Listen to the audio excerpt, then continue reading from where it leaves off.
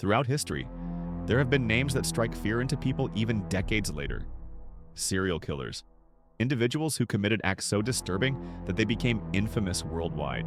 In the next 15 minutes, we'll uncover the stories of the most notorious serial killers across the globe. We'll explore who they were, how they operated, and most importantly, what drove them to kill. From Jack the Ripper in Victorian London to modern monsters like Jeffrey Dahmer, this is a journey into the darkest corners of the human mind. Our story begins in London, in the year 1888. Jack the Ripper. The name alone sends chills down the spine. In the Whitechapel district, women, mostly sex workers, were found brutally murdered. Their bodies were mutilated with precision as though the killer had surgical knowledge. The killings caused panic across London. Newspapers spread fear daily. And yet, despite endless theories, Jack the Ripper was never identified. His motive? Still a mystery. Some believe he was driven by hatred of women, others by twisted medical curiosity. What remains certain is that Jack the Ripper became the world's most famous unknown killer. Fast forward to America, the 1970s. Ted Bundy, charming, intelligent, a law student with a smile that disarmed nearly everyone he met. But behind that smile was a predator. Bundy murdered at least 30 women, though the real number may be higher. He lured victims by pretending to be injured, asking for help while wearing a fake cast or sling. Once the women approached, he struck. Bundy's motive was power and lust. He admitted he was consumed by violent fantasies that grew uncontrollable. He escaped custody twice, taunted investigators, and remained calm even during trial. Ultimately, he was executed in 1989. His case remains a chilling reminder that evil can sometimes hide behind the most charming mask.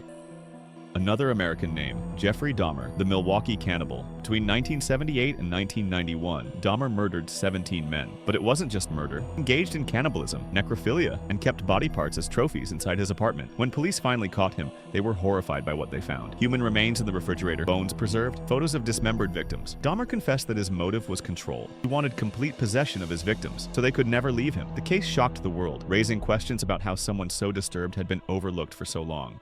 Now we move to the Soviet Union. Andrei Chikatilo, known as the Butcher of Rostov. Between 1978 and 1990, he murdered at least 52 women and children. Chikatilo's killings were brutal. He targeted the vulnerable, luring victims to secluded areas before attacking. His crimes included sexual assault and horrific mutilations. His motive? Sexual frustration and sadism. Chikatilo admitted he derived pleasure from these acts. For years, Soviet authorities struggled to catch him. Innocent men were arrested. Some were even executed before the real killer was finally stopped in 1990. His trial became a spectacle, exposing the flaws of the Soviet system and leaving a permanent scar on Russian history.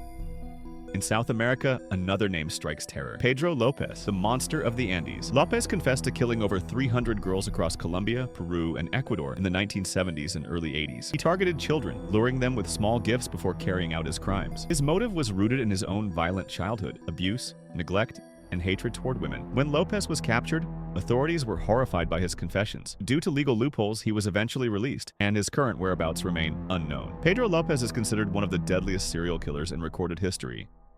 In the United States, during the same era, lived John Wayne Gacy. By day, he was a respected contractor and community volunteer. He even performed at children's parties dressed as a clown, earning him the nickname, the Killer Clown. But beneath the cheerful disguise was a monster. Gacy murdered at least 33 teenage boys and young men. Most were buried beneath his own house. His motive? A mix of sexual gratification and sadistic control. When police discovered the graves under his home, the world was stunned. The idea that a friendly neighbor could hide so much horror was terrifying.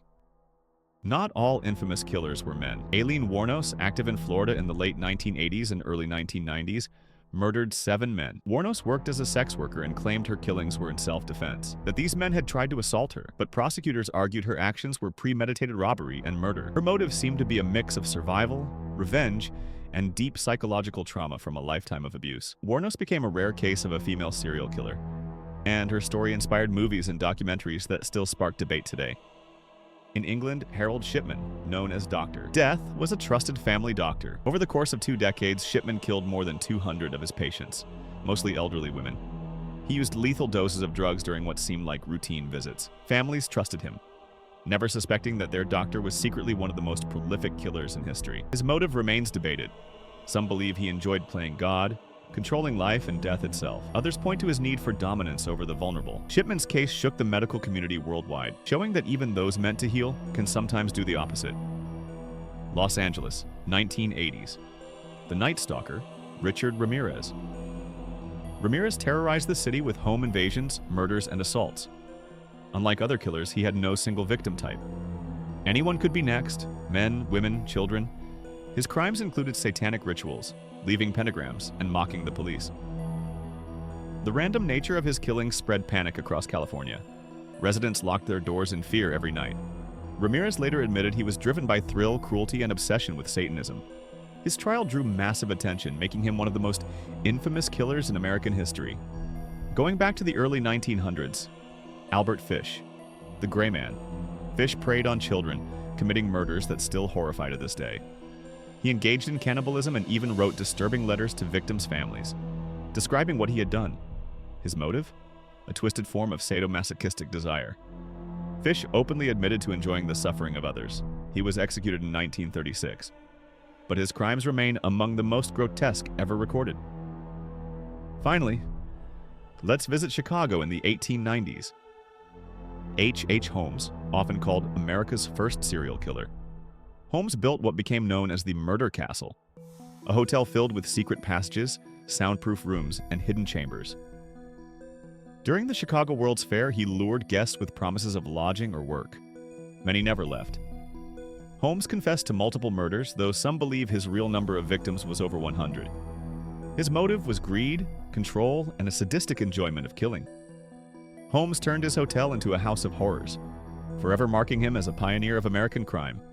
If you learned something new today, don't forget to like and subscribe. I'll be uploading more videos soon, so make sure to turn on the notification bell to catch all the new content first.